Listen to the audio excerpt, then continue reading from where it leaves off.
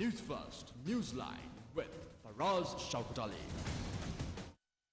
Well, hello, good evening, and a very warm welcome to Newsline Zoom. Newsfirst is carrying out these interviews using Zoom because of a growing concern about the rising numbers of the COVID-19 pandemic, although, of course, these numbers appear to be on its way down, which is, of course, good news indeed. Notwithstanding all of that, we are joined today by Zoom by the in effect, the Deputy Foreign Minister. He is the State Minister of Regional Cooperation, Mr. Tharaka Balasuriya. Very good evening to you, sir, and welcome to Newsline Zoom. Very good evening for us. Glad to be back. Thank you. Indeed, it's been a long time. I'm wondering what you've been up to in between, but perhaps we can answer these questions. Now then, if it's that time of year when everybody well, I mean everybody at the Foreign Ministry at any rate, tends to get all active. They've got the turbos switched on and, you know, a lot of, it's a hive of activity. And of course it's all to do with the UN and that sort of thing. So, State Minister Balasuriya, my question to you is, what happened to 30/1? 30, okay, the 30/1, yes. Now the resolution 30/1 has this, in these times it was, I think, 46/1. It was reincarnated in a different form, but we have the government, as far as 30/1 is concerned, then government has, the former foreign minister rejected the what's in 30/1, but we have had a continuous dialogue with the UN and particularly the Human Rights Council. And then we also have had a continuous dialogue with the core group who sponsored the 46/1 resolution. So I don't think that, you know, this time around that we have been active right throughout the year. So it's not like when the Geneva comes we activate ourselves, but I think, you know, we've been in dialogue with our partners right throughout the year. So, has in Sri Lanka, in effect, done a U-turn as far as 30/1 is concerned? Because we had Foreign Minister Gunawardena categorically reject it, and now we have Professor Pires kind of engaging in a dialogue. Is it a U-turn? Is it a good U-turn? No, I think it's the same policy. I think even when the Minister Gunawardena was there, we were engaging with the core group. I mean, we didn't go out and, you know, advertise that on TV, but we had regular meetings with the core group. So the same thing is being done with Professor Pires too. So the engagement with, let's say, the European Union and particularly the three countries, Germany, England, and Canada, we've been engaging them.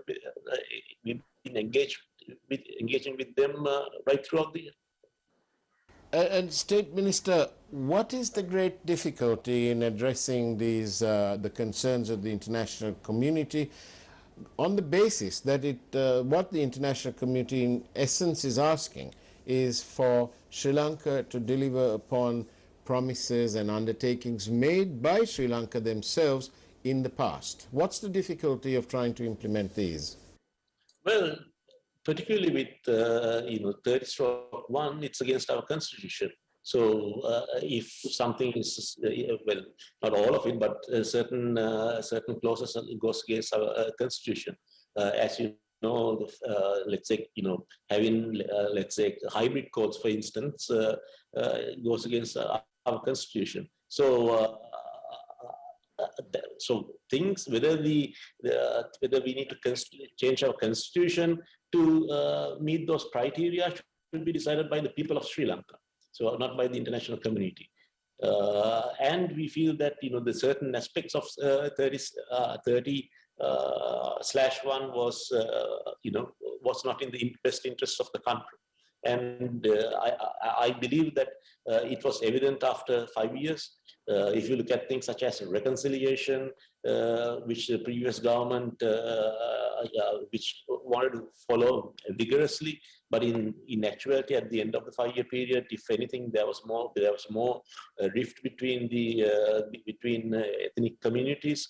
So I don't believe that the 30/1 would be the way forward for the reconciliation in Sri Lanka. And but there is a sort of growing concern, whether it is justified or not. I'll leave it to you to answer. But there appears to be a growing concern about departures from due process and infringement of the people's rights and so on. We have various sort of so-called high-profile cases of arrests and detention. I'm talking about the likes of Azad Saleh, Hejaz Hezbollah, police brutality in police stations, ignoring the rights of the legal teams at police stations, the release by presidential pardon of various people, although convicted by various courts of law. Doesn't all this collectively put together, doesn't it all this present a sort of a worrying picture for those who love democracy and everything else? There's also a lot of positives which the human rights the High Commissioner Michelle Bachelet praised somewhat praised the Sri Lanka's efforts. Now the issues which you mentioned, I can go one by one, but I think in certain instances we have agreement. For example, the PTA, if you look at the Prevention of Terrorism Agreement, we all know that it's draconian in nature in some aspects. And it's an old piece of legislation. It was an ad hoc piece of legislation which was brought in the late 1970s. It was last government tried to replace the legislation with the counterterrorism bill, which was then at the committee stages, which was chaired by Honorable Mayantha Disanayake. The bill was rejected by the previous parliament and the previous selected committee. But this government is also of the view that with the current PTA we need to make some changes. So there is a cabinet subcommittee which has been appointed, and we within a time frame we want to bring those changes to the PTA. Now there are certain things which are in the report which we do not agree upon.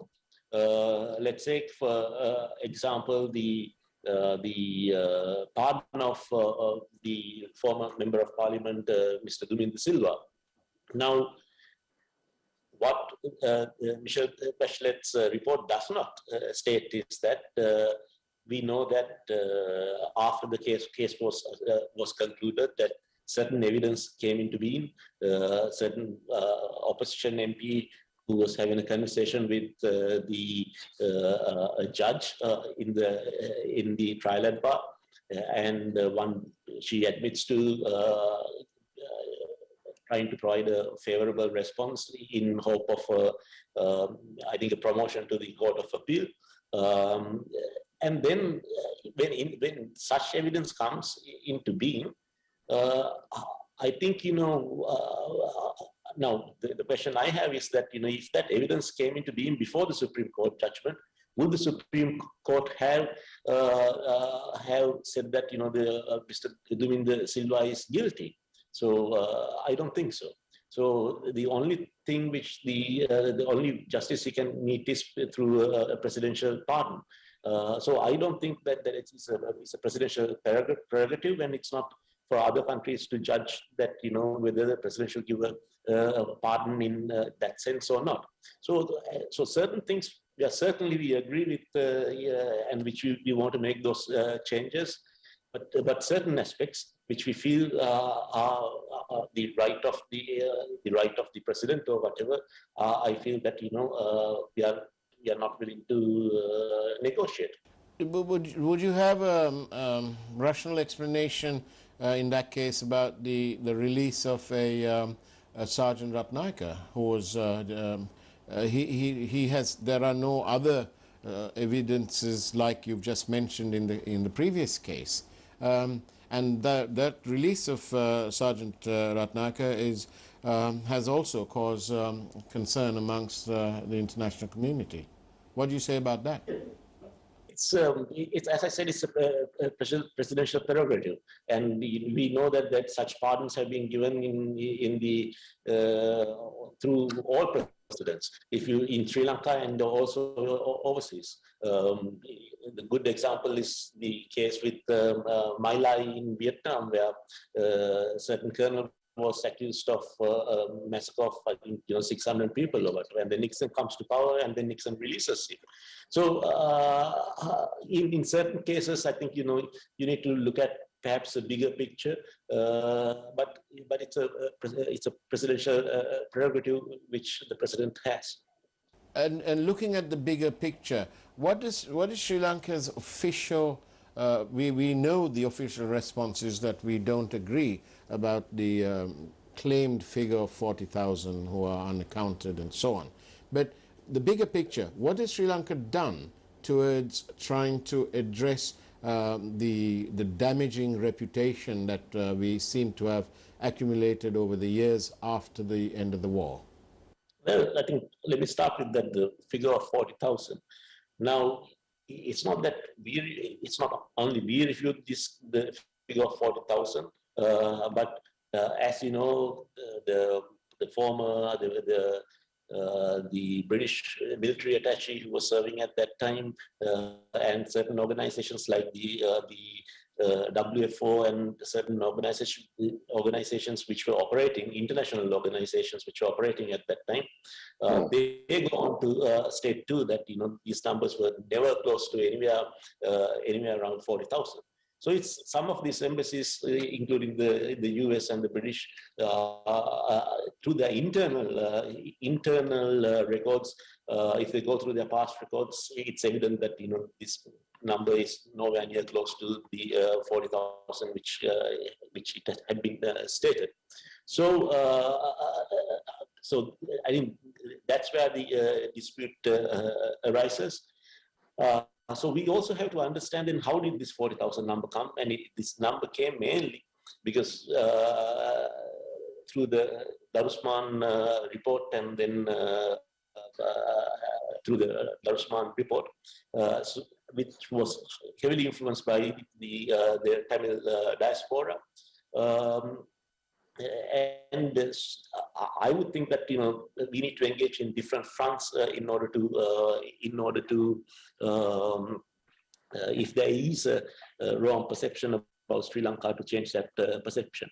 It's not just about the 40,000, but also that there is internationally a lot of pressure from the Tamil diaspora, and they feel that there is it's a duty and it's their cause to get involved in these matters pertaining to the last days of the war. So I would think that we need to win the international community or win the Tamil diaspora, and then for them and have some sort of a mechanism to examine the actual numbers. And State Minister, do you feel that there may come a point where any government in Sri Lanka may consider a formal apology to the victims of the civil conflict? Well, not civil, but terrorist conflict.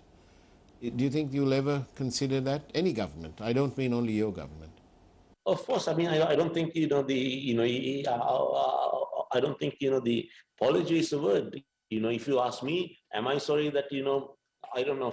I like to count people on both sides. So many people died due to the war. Yes, I'll be upfront and say that of course I'm sorry that so many Sri Lankans died due to the war. So that's why we need to ensure that this will never repeat again. We will never have a bloodbath in Sri Lanka. Of course, I mean, I don't think it need to be even said that we need to apologize, because we are sorry. Everybody's sorry that the 30-year war took place, and then also But if you mean apology in the sense that, like, it's like the Japanese foreign minister goes to Korea and they give apology about the war crimes or the women used for forced prostitution. I don't think apology of that nature will come, because it was a two-sided fight, and then but a general apology for everybody who perished is of course we are very sorry about that.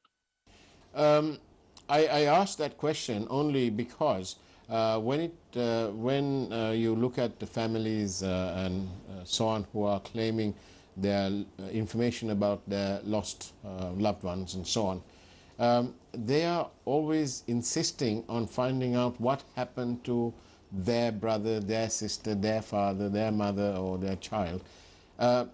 So obviously, after so many years, it may well be almost impossible a task to tell them exactly what happened. And whilst understanding their need for closure, it is in that context that I ask whether the use of the Office for Reparations and a formal apology on behalf by the government of the day will help to not to soften the blow, but to help them, the victims' families, to come to some form of a closure. Not perfect, but some form of closure. That's why I asked that question. Yeah, it's a valid question. I mean, if the question is, are we sorry that a war took place? Yes, we are. And I mean, I don't think we need to even get into that, because everybody's sorry about that.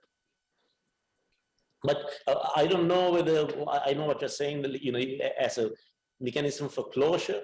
So that I mean that's why I brought up the distinction between, let's say, the Japan's case in Korea during the Second World War, and where one party has done wrong by the women in the other country, but I don't think such situation took place in Sri Lanka. I'm sure it was a war. It was a bloody war. That the crimes might have taken place, or certain atrocities might have taken place from either side.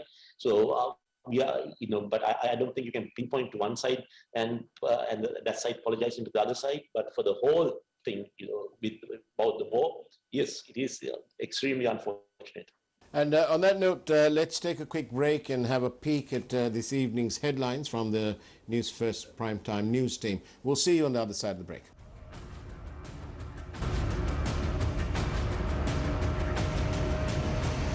Newsfirst Newsline with Order issued to release consignments of essential goods stockpiled at ports to the local market. Price revision of milk powder, wheat flour and gas to be announced on Monday. Assistance of the UAE sought to purchase oil. Bartali Champika Ranawaka appears before the CID. Elephants enter Portugal Vehera after electric fence is removed to construct jogging track.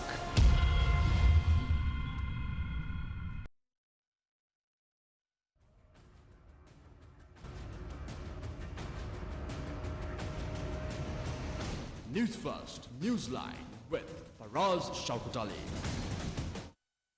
And welcome back to Newsline Zoom. I'm in conversation with the State Minister for Regional Cooperation, also probably better known as the Deputy Foreign Minister, is none other than Tharaka Balasuriya. Mr. Balasuriya, how do you think Sri Lanka fared at the UN General Assembly? Well, we did well, given the I like the president's speech, and if you look at the tone of it, which was set straight from the first day by the Secretary General, they spoke about the climate change and the climate financing, which will be very important. And I think it's a very important topic for us, particularly considering that within the next 80 years that there's going to be 2% increase in the global temperatures. So what people are forgetting is that if you don't address these issues now, it'll be a global catastrophe. It'll be, maybe 50% of the population can die. So when we know that we have to face problems such as that in the future, our leaders need to put the existentialist problems first and deal with them first. And everybody's been talking about, for example, like the climate financing. So we are hopeful that the COP20 will take place in Glasgow later this year. I believe the His Excellency will also be visiting there. So we hope that there will be concrete steps which will be taken in order to battle, the climate warming. And did our president really mean it when he said he wants to hold discussions with the diaspora? I am sure, because we've been having discussions with, the civil society organizations. We have had discussions with the former minister. I have had discussions with the TNA MPs. So we've been discussing with all interested groups. And then we've been, as I mentioned, we've been having, discussions with the other core group, and then we've been informing the allies and our partners about, what's happening in Sri Lanka. So the way I see it, since I'm into diplomacy, I think there's nothing wrong with talking. So that I feel that there's nothing wrong with talking as long as the intentions are honorable. Absolutely. However, there will be some elements who will say that that statement coming from a member of the SLPP and coming by a president who was elected with a wonderful majority, that this is a traitorous element, that this is the action of a traitor. Do you think what do you say to people who will take that line and say, oh my God, this is a total letdown? We have to live and let live. I don't believe that it is. I don't know. I don't take that notion that we shouldn't talk to people. It's very. I would think it is downright idiotic to say that we shouldn't be talking to anyone. First of all, to see whether we can iron our differences, if there are any, we need to talk and to not to be in that conversation and say that to take a preemptive notion that the talks won't be successful or these people are bad people, evil people, or whatever. It's just I think it's quite narrow and might not be the right view to take. I just want to ask you this. We saw, this is a question that was posed to me by a member of the public. We saw people getting arrested under the ICCPR for some pictures on their clothes. Why isn't any action being taken against this sort of hate speech? I'm not sure what particular reference, what. Okay. There's another question.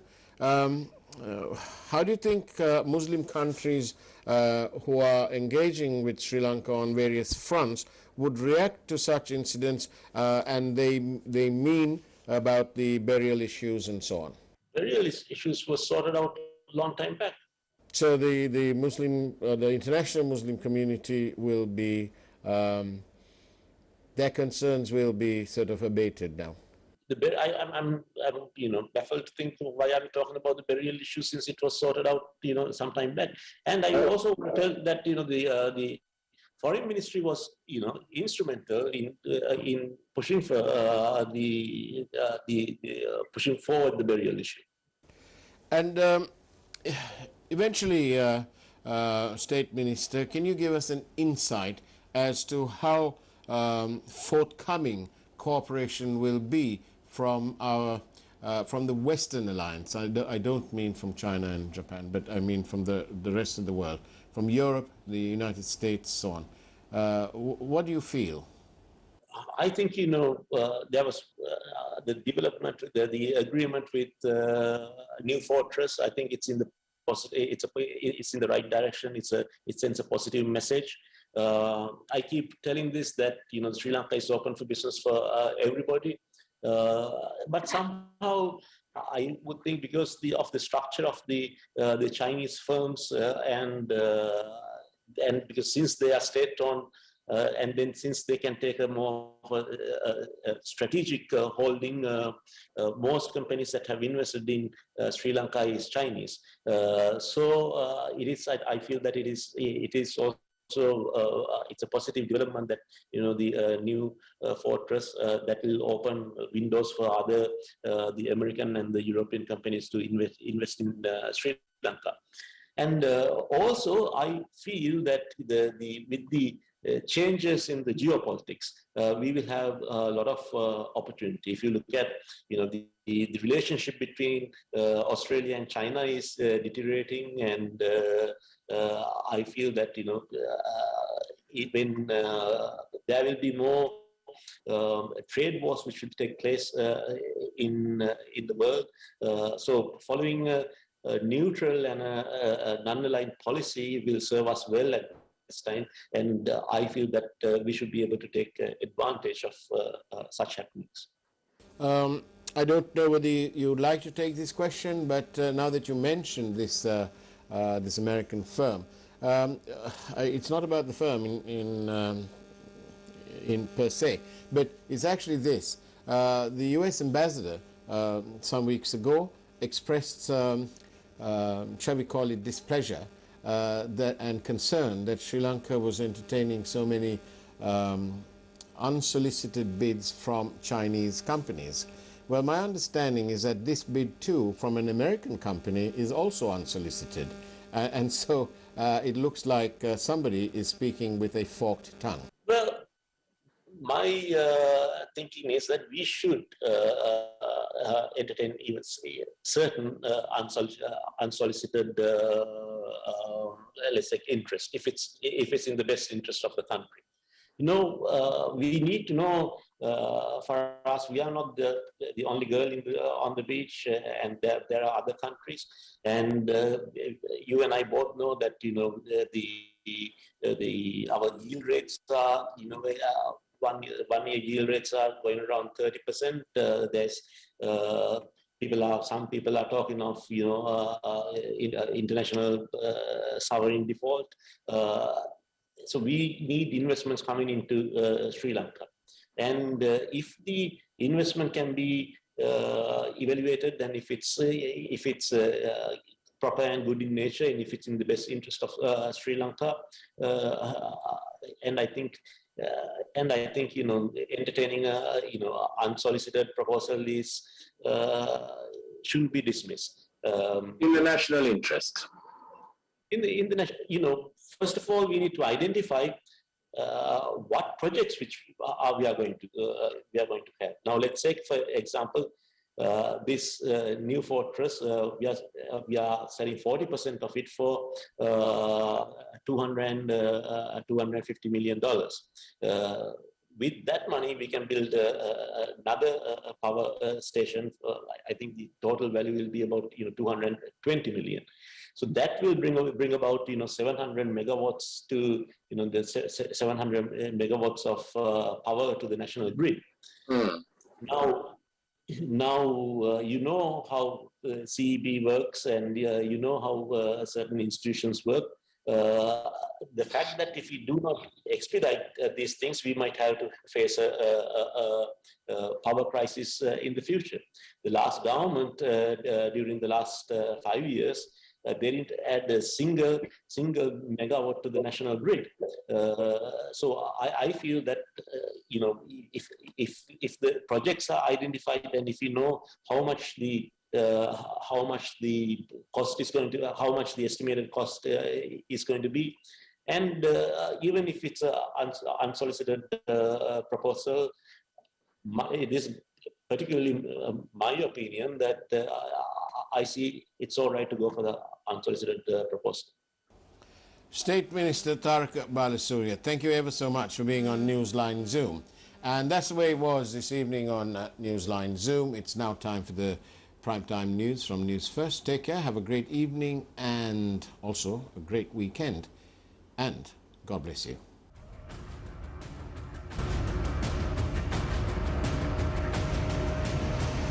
News First Newsline with Faraz Shaukut Ali.